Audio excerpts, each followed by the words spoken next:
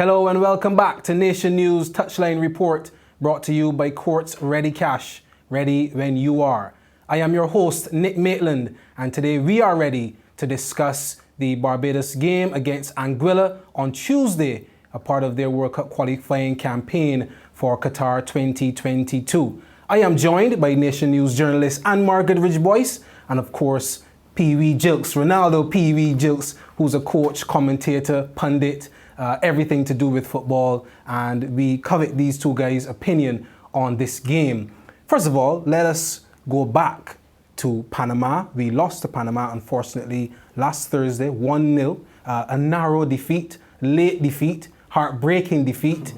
We all watched the game and we enjoyed the game up to that point, but we were left a little disappointed. Pee-wee, what do you think about that game on Thursday? Credit to the boys for the effort that they put in. Let's not forget that was our first game in over 14 months. Last time playing in January 2020. So I think for the effort they displayed and to stick to the tactics, as Coach Lathby said in his post-match interview, to stay so disciplined and professional within that game, credit to the boys.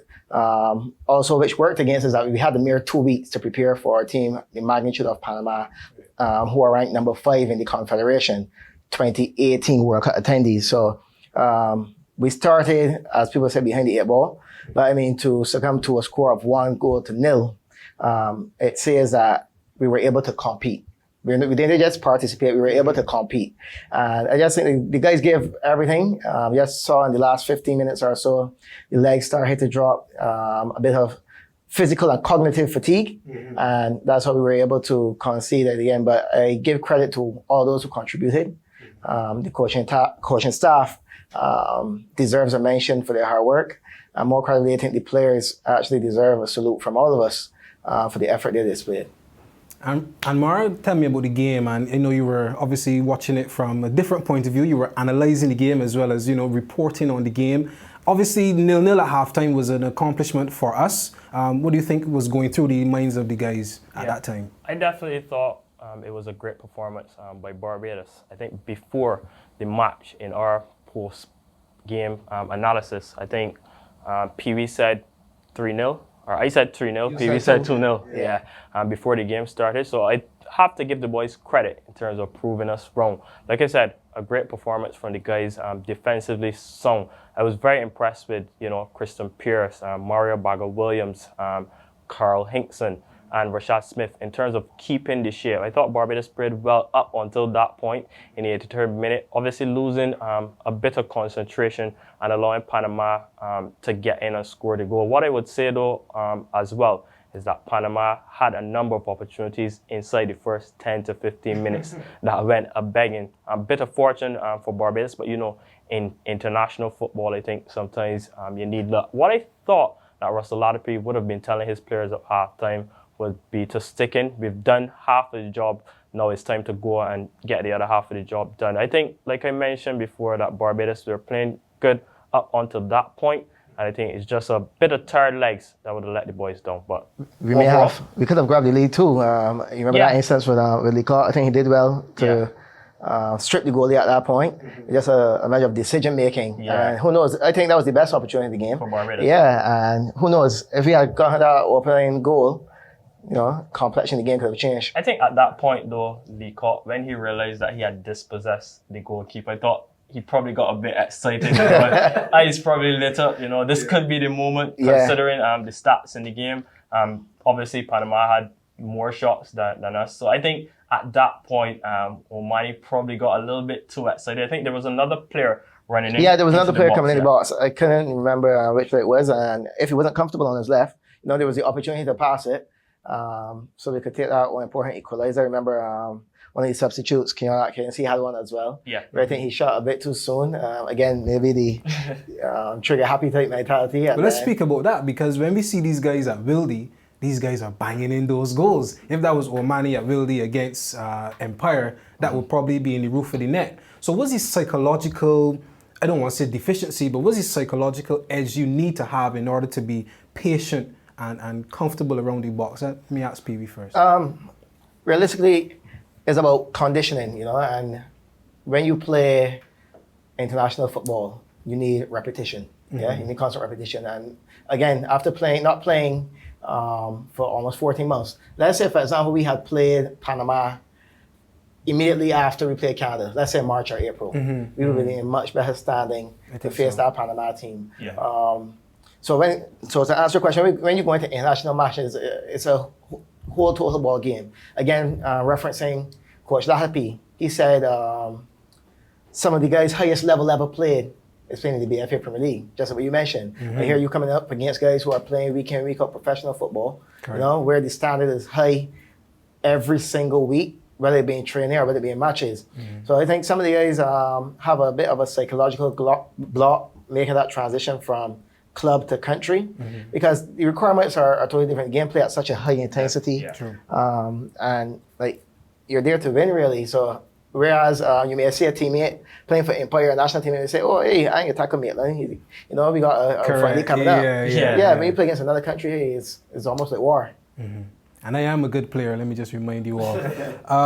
Anmar, let's talk about some of the debutants. You mentioned one earlier, Keon Atkins. We also had Emil Simovici, Jamal Williams, who plays for St. Andrew Lions, Ryan Trotman as well. What do you think about their performance? Yeah, I think Simovici was probably the most impressive on the night.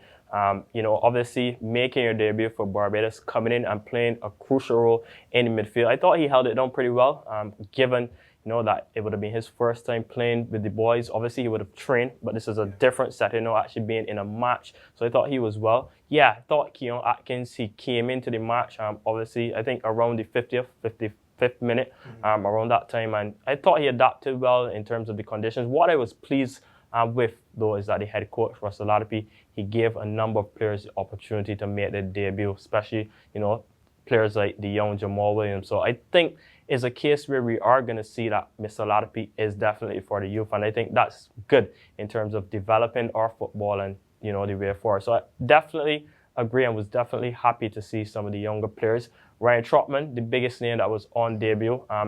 We saw the coach mention, he gave the definition in terms of why he left out Trotman from the get-go, mentioned that he had a long flight, and then mentioned that before the game, there was a low-intensity training session. So I definitely can agree with the move of, bringing in Trotman into the fray, probably around the 70th, 75th minute, obviously not starting him from the jump. So it's interesting to see what he will look like in the Anguilla game, but I think that he will definitely gel with the boys, given his professional play in terms of playing for Dutch and playing in Holland. Yeah, and I think Anguilla is a good opponent, really, for him to feature from the start. I expect other, they won't be debutants now because they had their first game, but I expect other guys who, contributed from the bench, probably make a greater impact, a longer impact.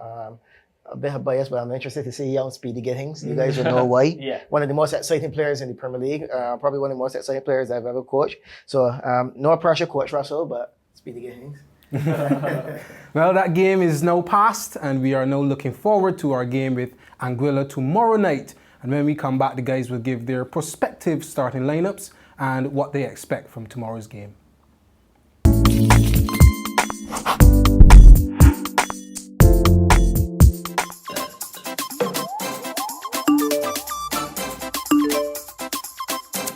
Son, you need to get off the phone sometimes and read the Nation newspaper so you will know what's happening in Barbados and the rest of the world. A good thing just read that the supermarket's open, because you eat every single day in the house like a pig. Son, come off that phone. I bet you do not even know that the government is offering us a Barbados Economic Stabilization Program, which is a 5-part, $2.3 billion economic plan to support vulnerable households, businesses, and to help we grow our own food. Wait, how you know that? Because I'm a digital subscriber to the Nation's website, so I will get news hot off the press. Oh, I see. I would like to subscribe digitally too. But sir, you know I like to read my Nation newspaper, man. Dad, you got shoes. You can buy your newspaper, and you can also subscribe.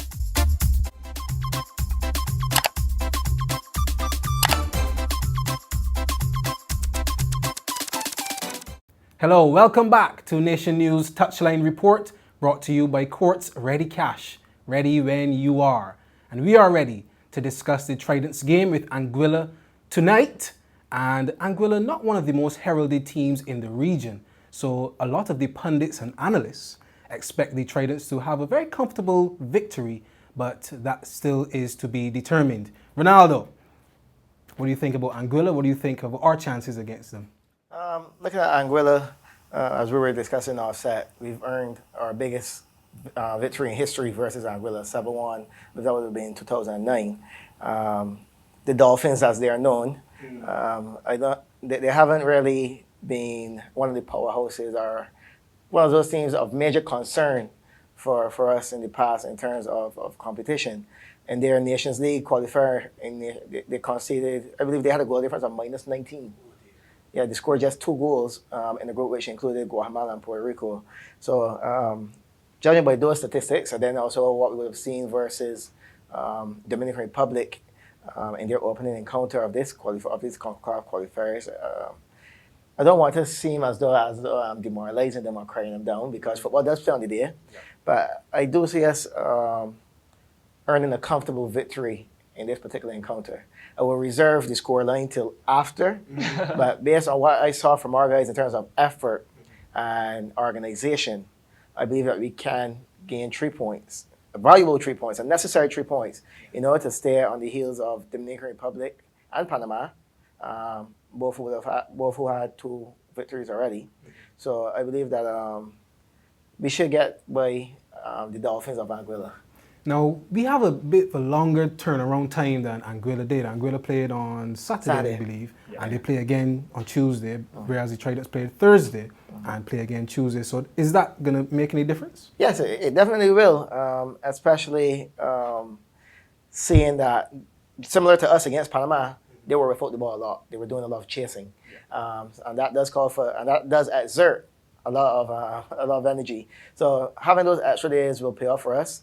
Knowing Coach Lahapi and the experience that he has, not just as a coach, but a former player as well, he will definitely do what is needed for the guys to have maximum recovery to go against the Anguillas. So I believe we should take that advantage.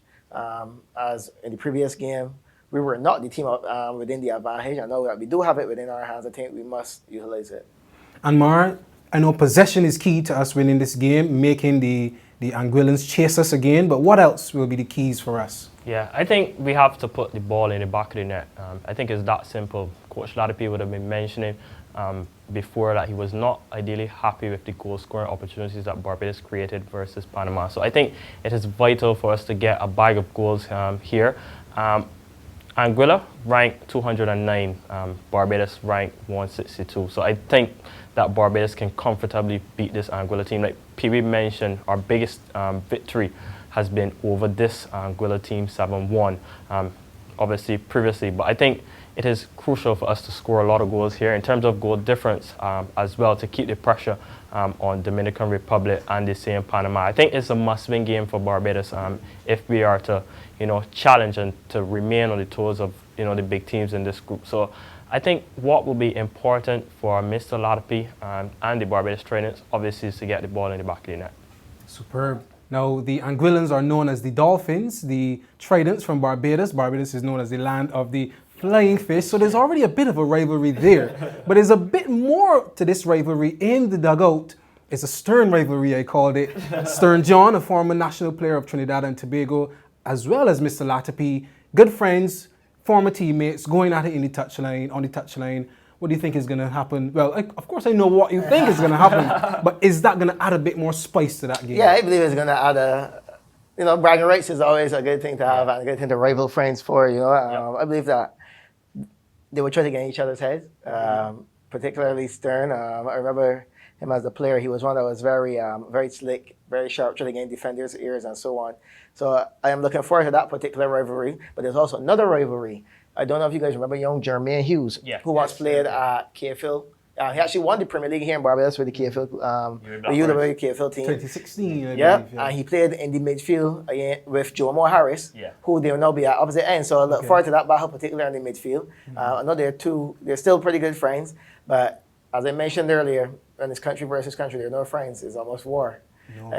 So I look forward to that rivalry as well as the one on the touchline between Stern John and Russell Lahapi. As you mentioned, they played for Trinidad for a number of years. most notably at the 2006 World Cup, Right. where they were, coming down to the end of their career, but they added much value to the Trinidad and Tobago team. Indeed. So you think that this is going to add some spice? You're looking forward to it as well? Yeah, most definitely. Like Pee mentioned, I think Hughes will have a big impact for Anguilla. But I think it's a case where the Barbadian players will know him very well. He played here in our domestic league, so it's a case where I expect our players, to know what he will try to do on the ball. Obviously, he will be a go-to player for Anguilla. I expect him to be the playmaker, actually. That's like he might know what to do as well. Yeah, it's true. It could work as an advantage or a disadvantage for us. But I think, he will be the player that Barbados will be looking out for in terms of for Anguilla. But, like I said, I expect Barbados to get the better of Anguilla. Like we mentioned before, they were lost 6-0 to the Dominican Republic. We also mention all the time about motivation. I think Barbados will have the edge in terms of the momentum going forward too. I mean, we lost our first match, yes. Yeah. We lost it 1-0. But the manner in the way how we lost, the style of play, I think it was very encouraging. So I think Russell Ladapi, he mentioned in the post-match interview that he had to pick the boys up after the game. And this signals good for Barbados in terms of for our football, because it is saying that the boys are not happy with losing. Yeah, I mean, just to the viewers, it's not that we don't know a lot about the Anguilla team, that Jermaine Stallone, but he's actually one of the most capped players. Yeah. I think what Stern has done, they have a number of their players are players from the domestic league. And they have brought in some players, or attempted to bring some players from outside, but for some, they're actually making their debut, or have made their debut in the last game. So I think that in itself alone works for Barbados. A number of these things are falling into the positive bracket for us. Yeah. So, having those players now trying to gel, learn Stern's tactics and strategies, his philosophy, and so on. We've been hearing Coach Russell mention about philosophy a lot, and understanding his way of doing things. That's very critical for a national team. And for a country in itself, you need to have an identity, a national image. That makes it easier for the players to understand tactics and more so execute tactics.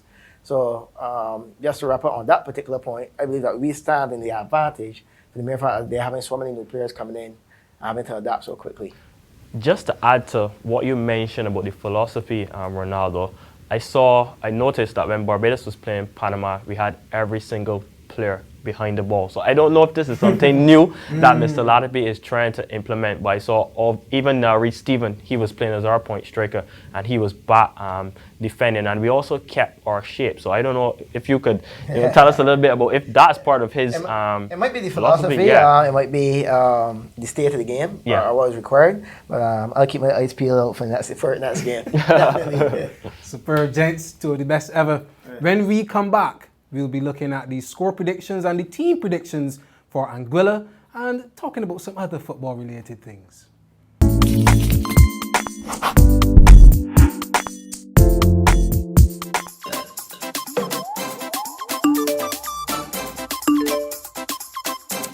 Son, you need to get off the phone sometimes and read the Nation newspaper so you will know what's happening in Barbados and the rest of the world.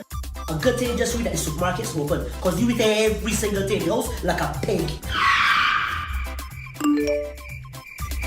Son, come off that phone. I bet you do not even know that the government is offering us a Barbados Economic Stabilization Program, which is a 5-part, $2.3 billion economic plan to support vulnerable households, businesses, and to help we grow our own food. Wait, how you know that? Because I'm a digital subscriber to the Nation's website, so I will get news hot off the press. Oh, I see. I would like to subscribe digitally too. Mama said you know I like to read my Nation newspaper, man. Lad, you got shoes. You can buy your newspaper and you can also subscribe.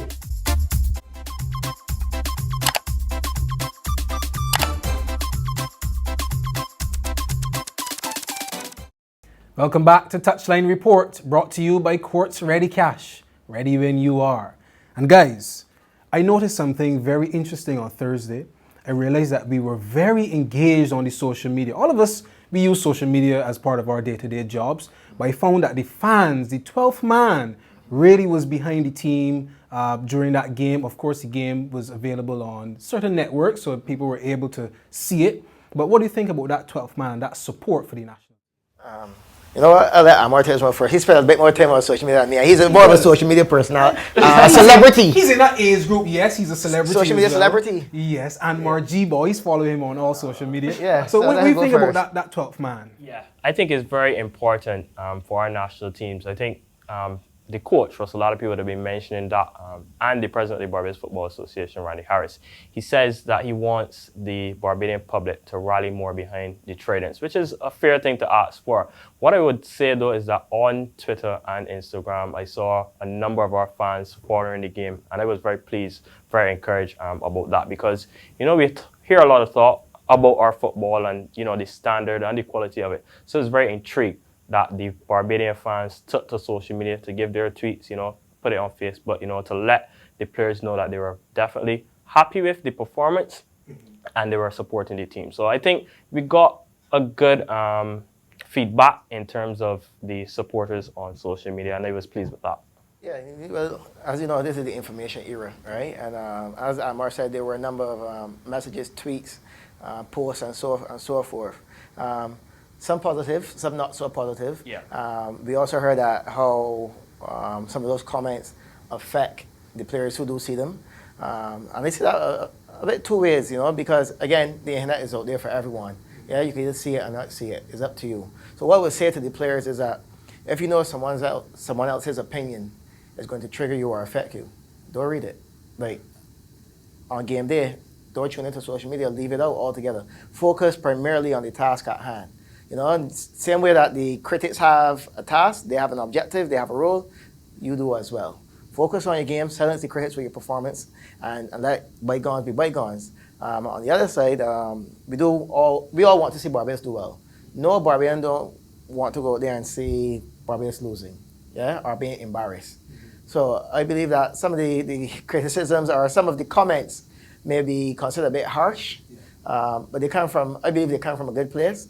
Barbadians are very passionate. I mean, even when you look at watching West Indies cricket, as much as West Indies lose, and we say we're watching them again. Yeah. First ball, we say hey, don't want this for watching it up front and center. Yeah, of course, right? Of course. So it does come from a good place. I mean, I can ask or implore Barbadians to be a bit more supportive. Yeah.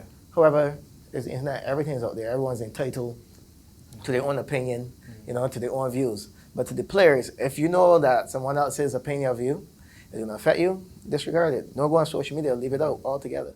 You mentioned the positive, criticisms of the team, and I spoke to Daisy Clark. You know that name. Yeah. Daisy Clark. You know that name Yeah, as well. yeah. He's young, but he knows. But I spoke to him, and he was very complimentary of the team, and he was sharing in our disappointment of the late goal, but still he thought that the performance was good.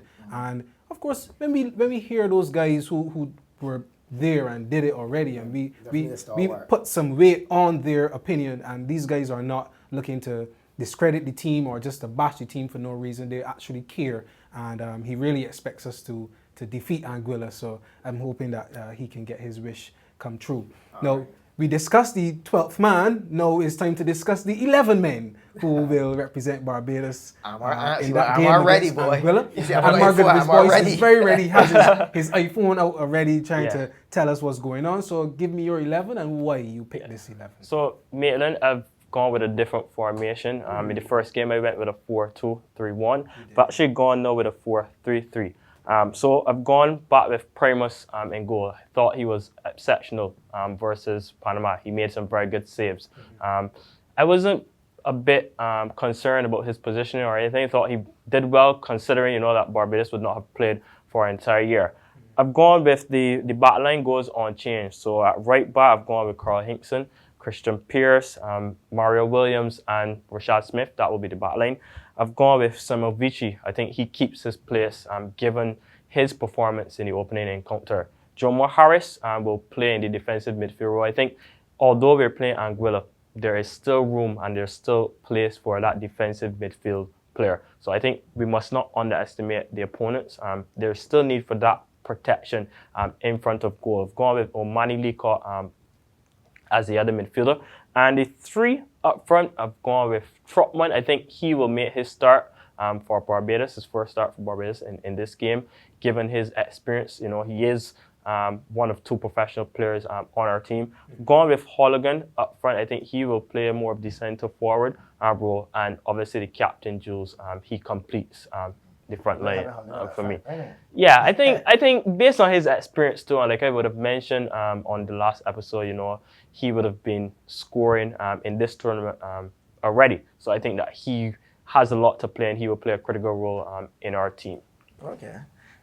Similar back line. Well, back 5 because it's still considered the goalie. Still going with his back 5? Yeah. No, I mean the back 5, the back 4 plus the goalkeeper. Okay. My formation is 4-2-3-1. Okay. I always say this, with a goalkeeper, all he is the defender that can use his hands. So that's why I call it a back 5. Okay. Yeah. See, coach, I understand you, coach. I go 4-2-3-1, the 2 that I'm going to use at the pivot, which also allows for some flexibility.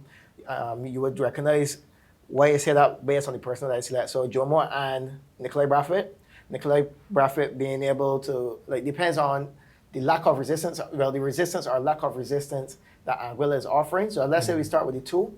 Anguilla are not offering much of a resistance to us. We can leave Jomo holding and use Nikolai to support the attack a bit more along with Omani. Okay. Right, so Omani becomes my 3rd central midfielder. Wide right, I go with Trotman. Yeah, we go with Trotman. Left, Reece Stevens, and centre forward, we go with Rashad Jules. Okay. Yeah. So Reece Stevens keeps his place. Yeah, and if you recognize what I did with Reece Stevens, I played him in his more familiar role. Okay. I left primarily because I don't directly prefer him back in goal. And that's how he played a lot last year. He's not a fast player, particularly. He's very deceptive, with his feints and his dribbling. He loves to drive at the goal, as we see, playing for UWI. And to me, he probably has the best shot within the national team. The guy has a left foot like thunder. Good with set pieces as Yeah, well. he's good with set pieces. So I playing off your left. Jules is quick. Probably the quickest player on the pitch for us. Strong as well. And he's strong. So if we attract the opponents in wide areas, that ball through the channel between the opponents, full back and centre back, those create channels for Jules to run into. And he likes to shoot as well. So if we get him in those areas, perhaps that could work out for us. How critical do you think the back line will be, though?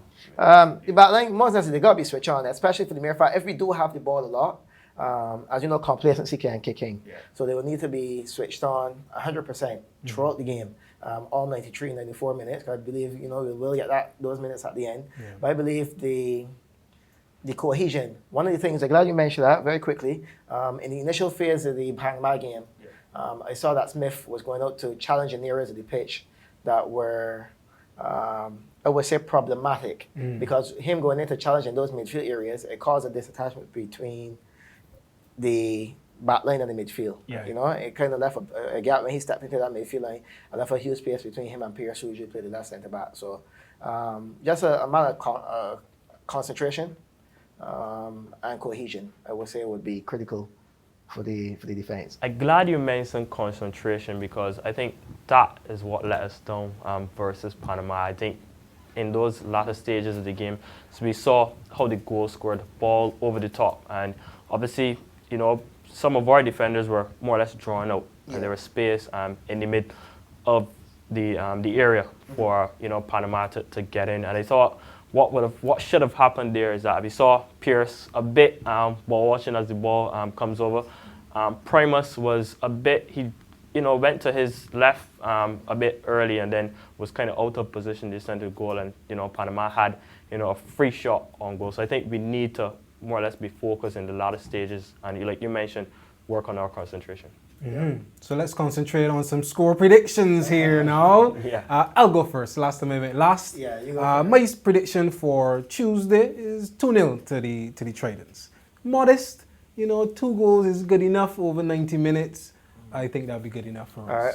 And I'll see your 2 goals, I'll raise you 2 goals, and I'll say 4-0 to the Tridents. Okay. 4-0. So 2-0, 4-0. I think it's going to be 5-0 to Barbados.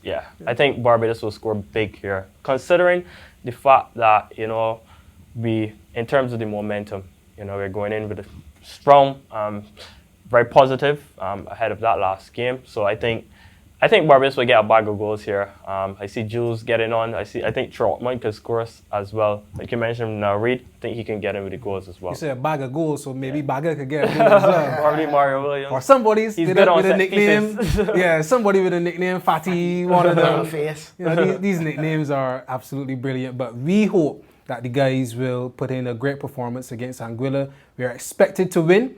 No pressure, guys, but bring home 3 points for the rest of Barbados. Pee-wee, AGB, thanks a lot for being here and thanks for your analysis as usual. My name is Nick Maitland. Thank you for joining us on Nation News Touchline Report, brought to you by Quartz Ready Cash, ready when you are. And thank you to Jamestown Bar and Grill for their work on our set as well. And we will catch you all next time. So goodbye and be good. If you can't be good, be great. And if you can't be great, be grateful. See you later.